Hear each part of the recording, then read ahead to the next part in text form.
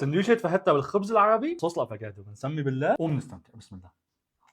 في ناس بتحب الفهتة كثير الصمومة، جابوها بالخبز العربي صدقوني حتأدمنوا عليها أدمة رهيبة. بنجهز نص كيلو صدورة وبعدين لأصابع رفيعة، ومن بعد ما قطعناهم كلهم بنضيف عليهم عصير نص ليمون والقليل من زيت الزيتون والبهارات يلي هن نص معلقه صغيره على الماشي من الملح والثوم البودره، فلفل اسود وبابريكا وزنجبيل واوريجانو، وبنضيفهم فوق الدجاج. بسم الله. خلطه يا معلم كثير مرتبه. بنغطي عليهم ومريحهم ساعه زمان بالبراد. بنجهز مقلايتنا على النار وبنضيف عليها شويه زيت زيتون. بسم الله. مجرد ما يحمى الزيت بنبلش بنقلي الدجاج وبنضل بنحمصهم لحتى يستوي، وبس استوى الدجاج بنشيله كله. وفوق على نفس المقلاي بنضيف بصل وفليفله ملونه، تحميصتين ثلاثه بس، وبنضيف الفطر.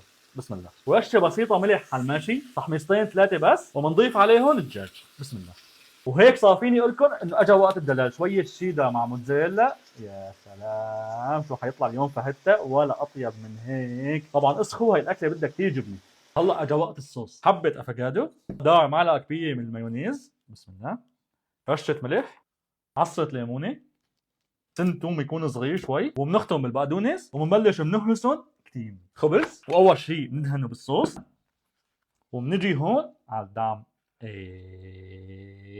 والله ريحتها بتجنن بكل معنى الكلمه. شوي من هذا الصوص اساسي، لا تنسوه.